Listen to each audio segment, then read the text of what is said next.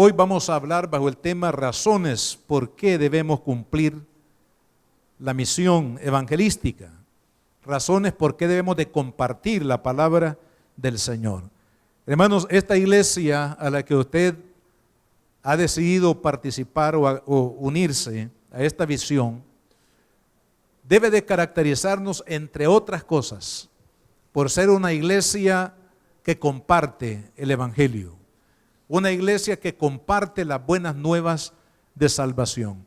Usted recuerda que en la semana anterior, hablando de este mismo tema de la misión que debemos de cumplir, hablamos de que cada uno de nosotros debemos de ser discípulos con una misión global.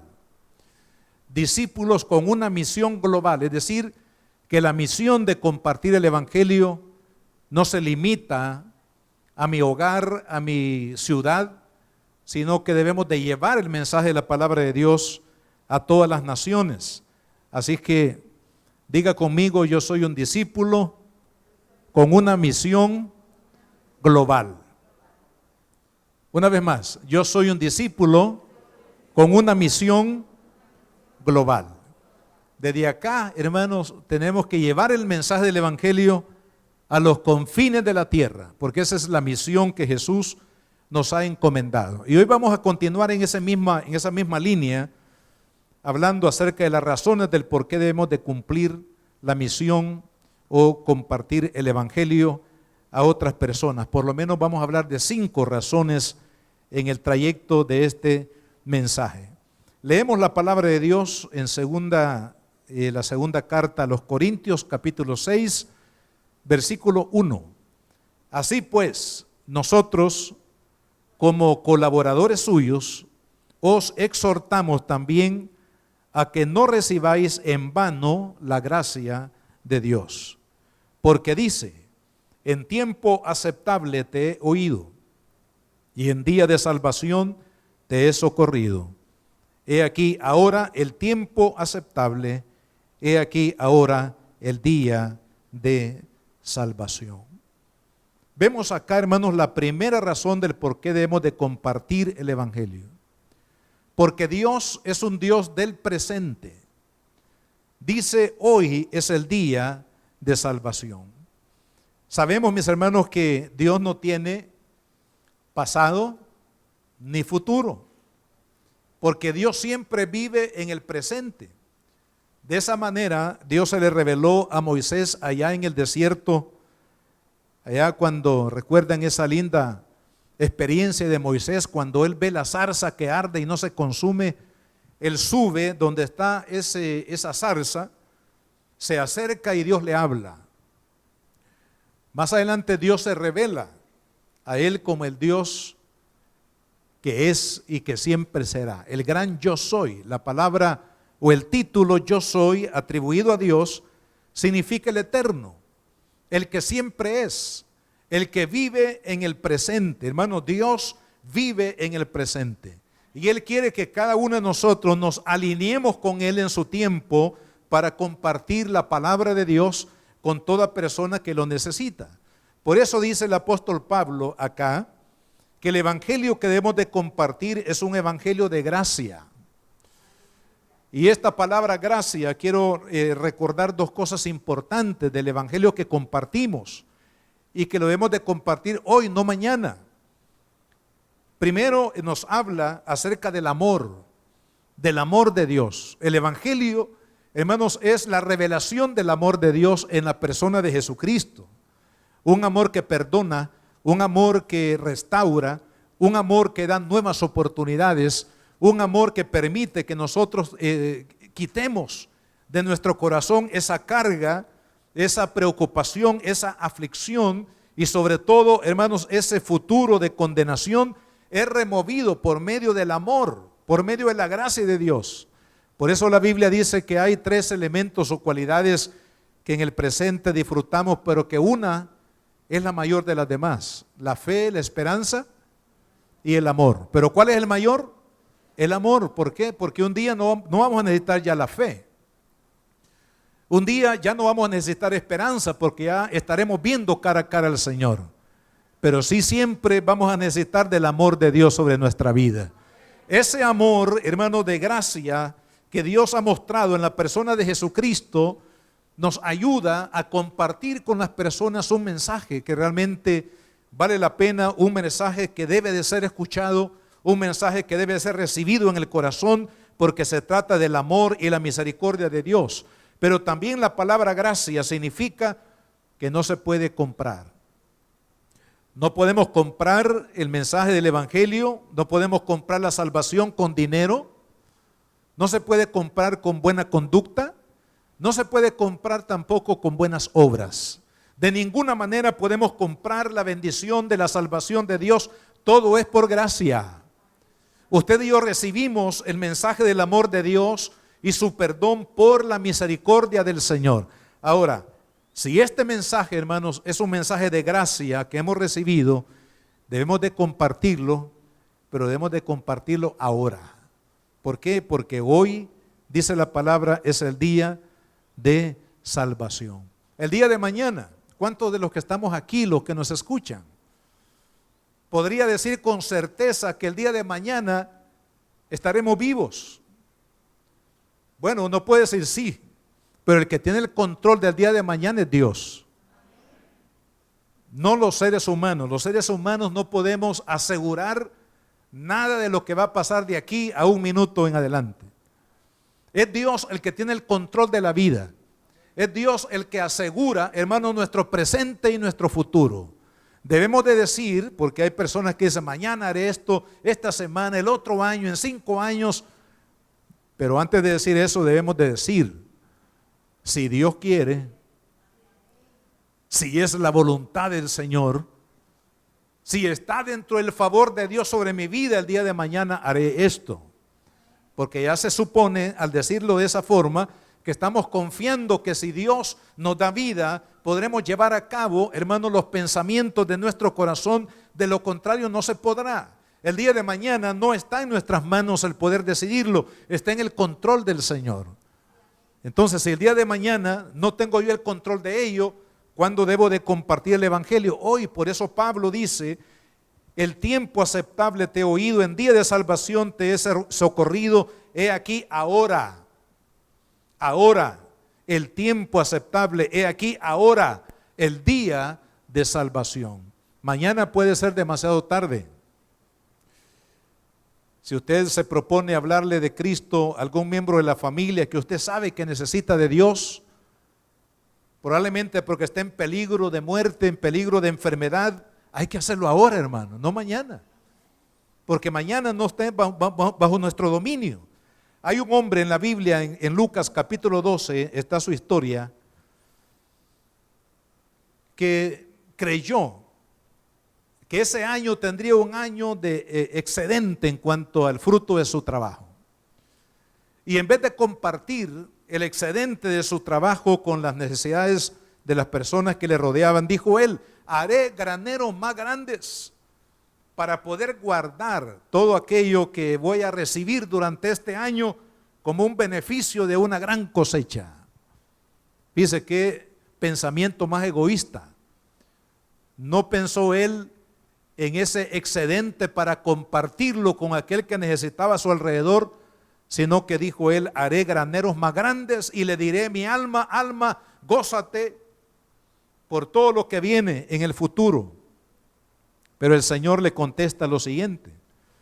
En el versículo 20 dice, pero Dios le dijo, necio, esta noche vienen a pedirte tu alma y lo que has provisto, ¿de quién será? O sea, lo que este hombre ignoró o pasó por alto es que el día de mañana estaba en las manos de Dios y esa misma noche, hermanos, este hombre murió. ¿De quién fue la cosecha? ¿De quién fue todo aquello por el cual se esforzó en su tiempo para sembrar y para cosechar? De otros. Otros fueron los beneficiados. Pero vemos aquí un ejemplo claro. El día de mañana no está en nuestras manos. Es por eso que hoy tenemos que compartir la palabra de Dios. Hoy tenemos que hablarle de Cristo a nuestra familia, a los hijos descarriados, a aquella familia extendida, de hermanos que han sido indiferentes al mensaje del Evangelio. Es ahora porque el día de mañana será demasiado tarde, y si alguna persona muere sin Dios y sin esperanza, morirá para la eternidad. Y hoy tenemos la oportunidad de compartirles el mensaje del Evangelio de Cristo. La segunda razón, vayamos al capítulo 9 del Evangelio de Juan, en el versículo 4 y 5. Tenemos que compartir el Evangelio de Cristo porque mientras el día dura, debemos trabajar. ¿Cuándo es que la iglesia debe de trabajar?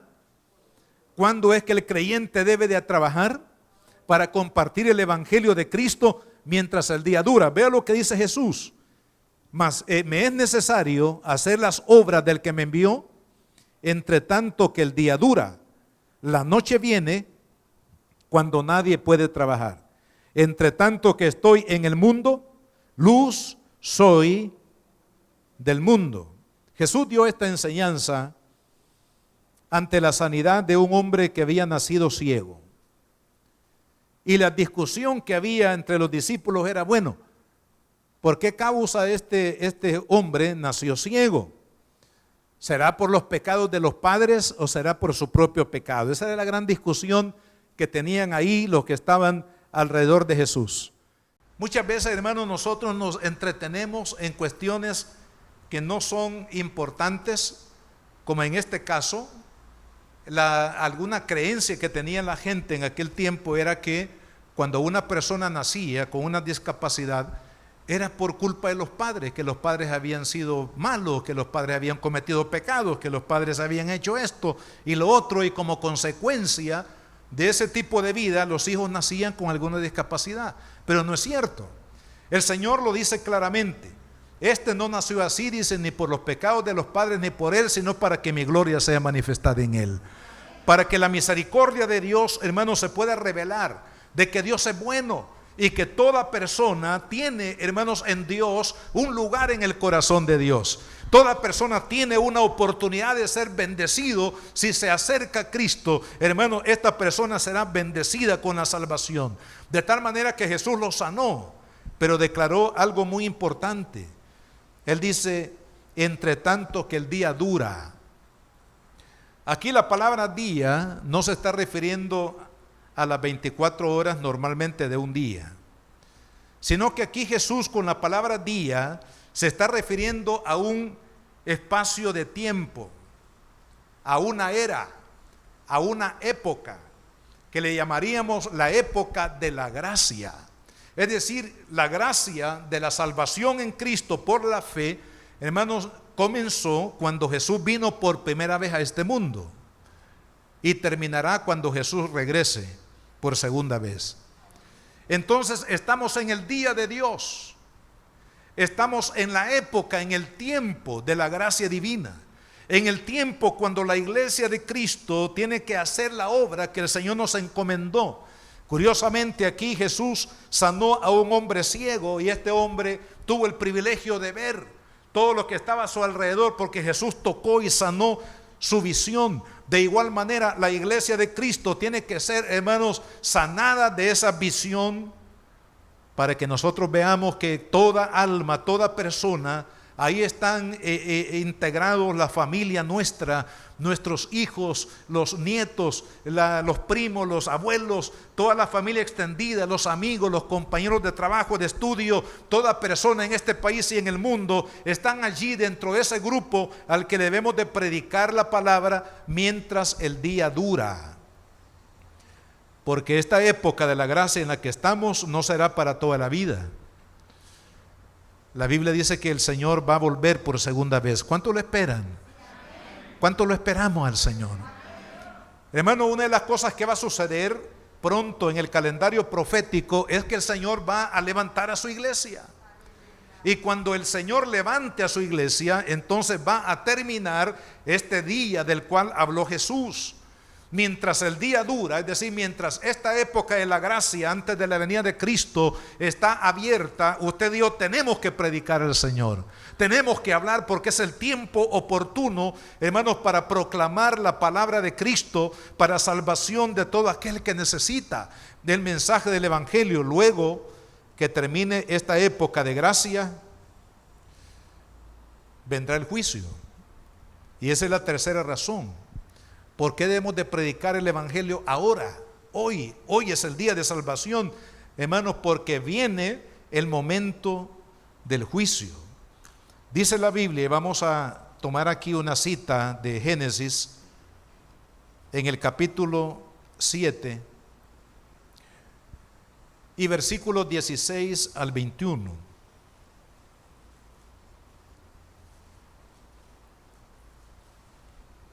Dice, y los que vinieron, macho y hembra, de toda carne vinieron, como le había mandado Dios, y Jehová, ¿qué dice? Le cerró la puerta. Estamos hablando de la puerta del arca. Y fue el diluvio 40 días sobre la tierra, y las aguas crecieron y alzaron el arca, y se elevó sobre la tierra. Y subieron las aguas y crecieron en gran manera sobre la tierra, y flotaba el arca sobre la superficie de las aguas. Y las aguas subieron mucho sobre la tierra, y todos los montes altos que había debajo de todos los cielos fueron cubiertos. 15 codos más altos subieron las aguas, después que fueron cubiertos los montes. Versículo 21. Y murió toda carne que se mueve sobre la tierra, así de aves como de ganado y de bestias y de todo reptil que se arrastra sobre la tierra, y que dice al final, y todo hombre. Lo curioso, hermanos, es que Noé, que fue levantado por Dios para esa generación conocida como la generación antidiluviana, Dios lo levantó para que él diera testimonio de su justicia a toda esta generación. ¿Y sabe cuántos años predicó Noé?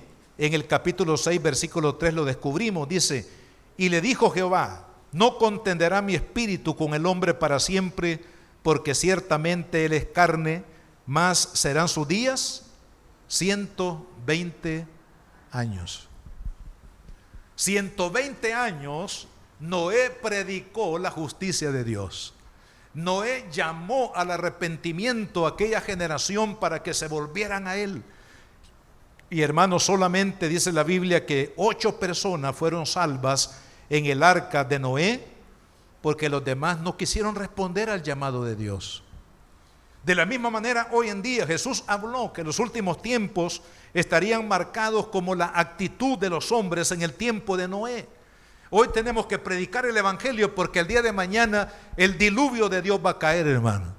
No será probablemente un diluvio como el del tiempo de Noé, pero sí será un diluvio del juicio de Dios. La Biblia habla, hermanos, que cuando el Señor arrebate a su iglesia de este mundo, se va a desatar sobre la humanidad todos los juicios que están escritos en la palabra de Dios en el libro de Apocalipsis, a partir del capítulo número 6 en adelante. Usted va a notar ahí una sucesión de juicios que serán derramados sobre el mundo, porque el mundo que no creyó, que fueron rebeldes a la palabra de Dios, tristemente van a sufrir, hermano, el impacto de sus pecados.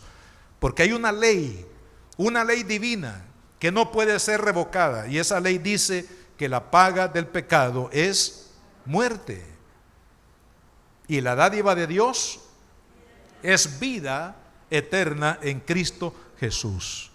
Escojamos la vida, porque escoger el camino de pecado traerá tarde o temprano los efectos del juicio de Dios. Y por ello, hermanos, tenemos que predicar, porque el día de mañana va a caer un juicio sobre esta tierra. Hermanos, ¿qué será de aquellos? Cuando yo pienso en el juicio de Dios, creo que cada uno de nosotros debemos de tomar muy en serio y con pasión y con fervor en el corazón, de hacer la obra de Dios, comenzando con nuestra familia. Porque pensemos, hermanos, ¿dónde estarán nuestros hijos? La descendencia, ¿dónde estará nuestra familia? Hablemos de abuelos, hablemos de padres, de hijos, de hermanos, de primos, de amigos del alma, de personas que apreciamos en este mundo. ¿Dónde estarán cuando el juicio de Dios, hermano, caiga sobre esta tierra? Será algo terrible. La palabra de Dios en el Antiguo Testamento le llama el día del juicio de Dios. También Jesús habló que será el día donde habrá mucho quebranto, y los dientes, dice, rechinarán de dolor el mundo, hermanos, bajo el juicio de Dios. Y es importante que antes que ese día del juicio llegue, nosotros compartamos la palabra del Señor. Si usted tiene familiares que no son cristianos, hermanos, hay que urgirles. No lo dejemos para mañana. Hay que urgirles acerca de la necesidad de que busquen a Dios mientras Él puede ser hallado. Si sus pecados fueren como la grana, hablando de negro, pero un negro profundo, dice que como la nieve serán emblanquecidos. Si fueren rojos como el carmesí, hablando de un rojo profundo, vendrán a ser como blanca lana. Entonces hay oportunidad de Dios. Si el hombre se pierde, no será porque Dios no es un Dios de misericordia, sino será porque el hombre ha sido, hermano, rebelde al llamado de Dios, como lo fue en la época de Noé, cuando el Señor habló por 120 años antes de que el juicio cayera. No hubo oportunidad de salvación. ¿Por qué? Porque el día había declinado. Porque exactamente así como dice aquí la palabra de Dios, hermanos, en el versículo 16 de Génesis 7, dice: Jehová le cerró la puerta. Y cuando Dios cierra, no hay nadie que pueda abrir. Y cuando Dios abre, no hay nadie que pueda cerrar. Estamos en el tiempo de la puerta abierta. Estamos en el tiempo, hermanos, que la iglesia debe de predicar a Cristo. Hermanos, cuando usted y yo vayamos de este mundo, salgamos de este mundo, ya no tendremos oportunidad de predicar la palabra, de hablar la palabra de Dios, pero hoy es el día oportuno de hacerlo. La cuarta razón la encontramos en el libro del profeta Ezequiel. Vamos a ir a esa porción de la palabra. Ezequiel capítulo 3. Vamos a leer ahí unos versículos de esta profecía. Versículo 17 dice, Ezequiel capítulo 3 versículo 17: Hijo de hombre, yo te he puesto por atalaya a la casa de Israel. Oirás pues tú la palabra de mi boca y los amonestarás de mi parte. Cuando yo dijere al impío, de cierto morirás, y tú no le amonestares ni le hablares, para que el impío sea apercibido de su mal camino, a fin de que viva, el impío morirá por su maldad, pero su sangre demandaré de tu mano. Pero si tú amonestares al impío, y él no se convirtiese de su impiedad y de su mal camino, él morirá por su maldad, pero tú habrás librado tu alma. Es decir, hermanos, que la cuarta razón es porque Dios va a demandar de cada uno de sus hijos el haber compartido o no el mensaje del evangelio a las almas que están alrededor de cada uno de nosotros. ¿Sabe quiénes eran los atalayas? Para poner en contexto este versículo.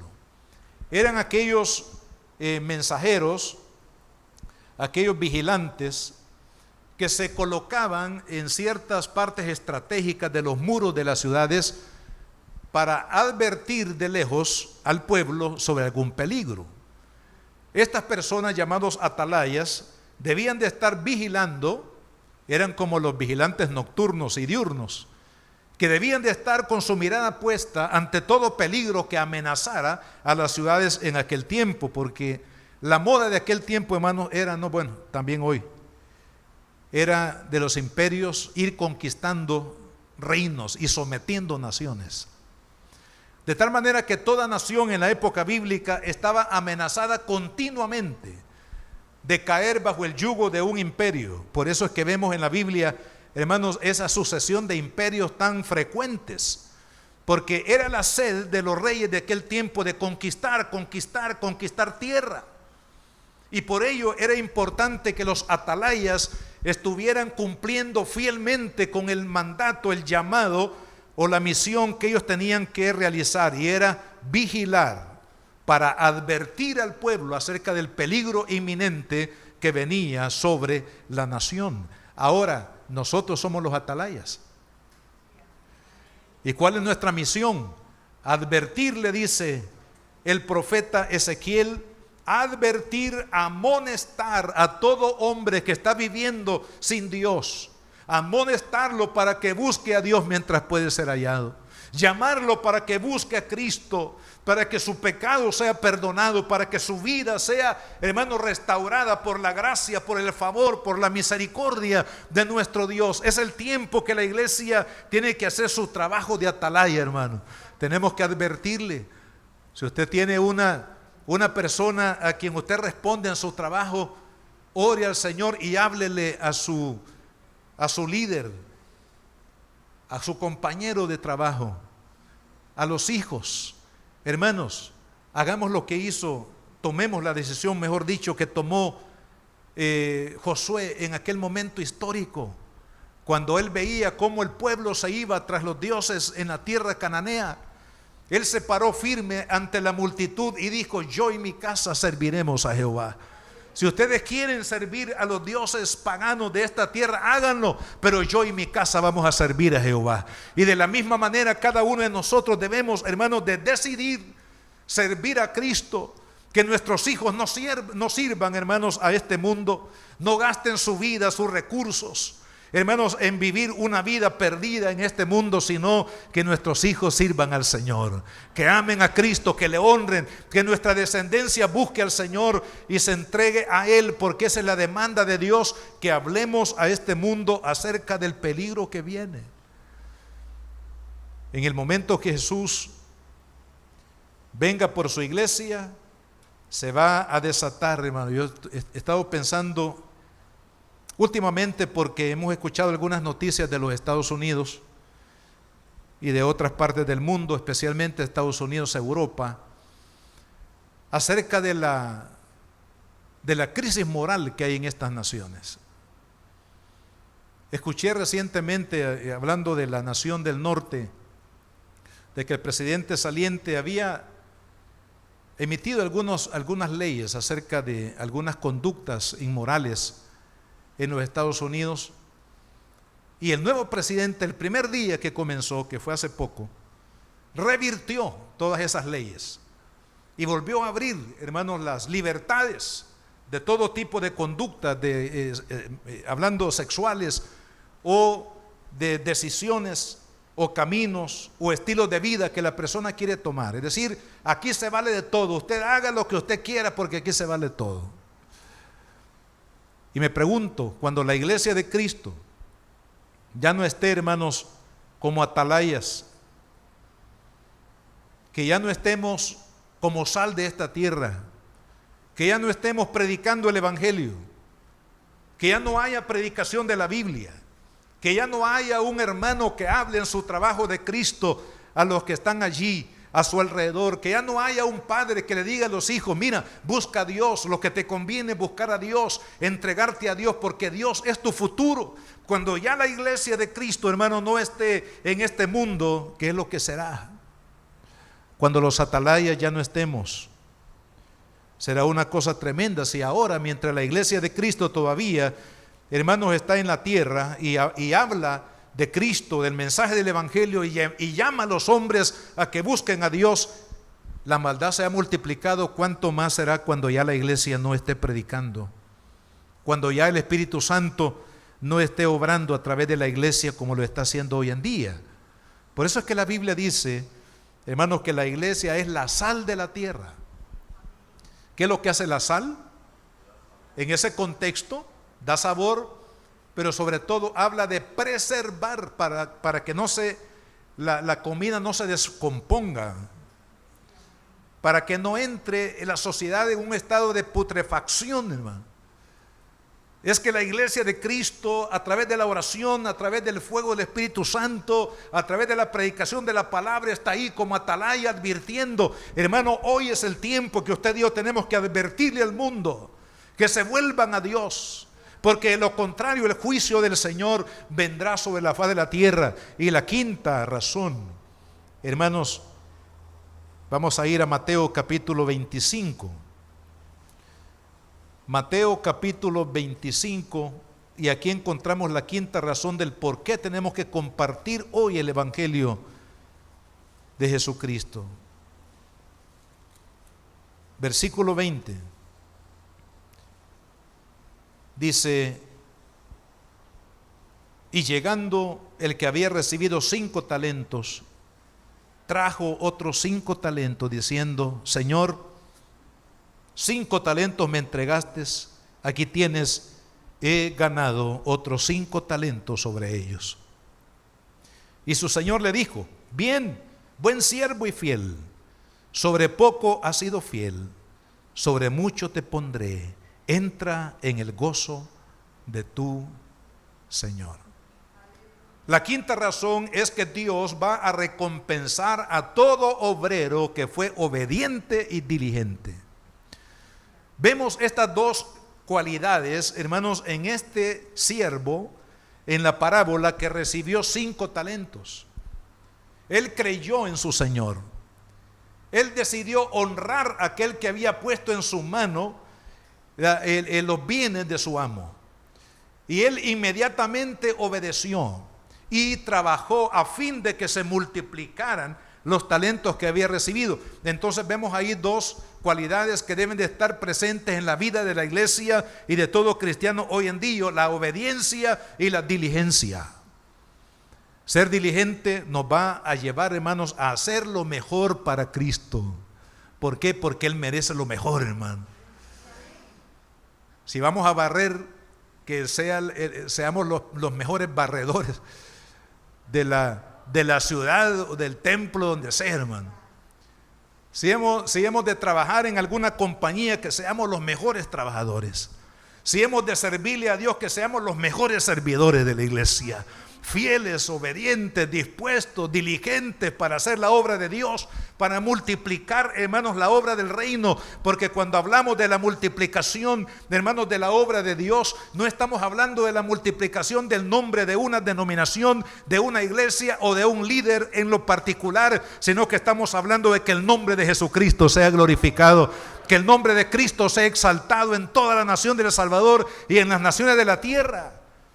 Entonces este hombre, hermano, fue diligente. ¿Y cuál fue el premio? El Señor le dice: bien, buen siervo fiel, en lo poco has sido fiel. Es decir, que no podemos ser perfectos en este mundo, en el servicio de la obra de Dios, pero estamos esforzándonos por hacerlo mejor cada día. En lo poco has sido fiel, en lo mucho te pondré, entra en el gozo de tu Señor. Cuando Jesús terminó lo que conocemos como el Sermón del Monte, en el capítulo 7 de Mateo, dijo estas palabras. Vayamos ahí a Mateo capítulo 7,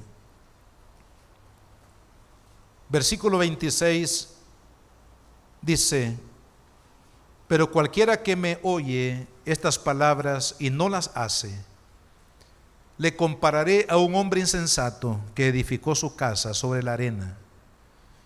Y descendió lluvia, vinieron ríos, soplaron vientos y dieron con ímpetu contra aquella casa, y cayó, y fue grande su ruina. En esta enseñanza Jesús pone énfasis en dos cosas: en oír y en obedecer. Todos oímos, pero no todos obedecen. Es lo que nos está diciendo aquí el Señor. El que oye y el que obedece su palabra será como una casa que está establecida sobre roca firme, y aun cuando venga el vendaval más poderoso sobre ella, va a permanecer firme porque está fundada sobre la roca que es Cristo y su palabra. Pero aquel que oye pero no obedece está expuesto, hermanos, a la ruina total. El apóstol Pablo, si lo tomamos a él también como un ejemplo, en la segunda carta a Timoteo, y aquí vamos a terminar la lectura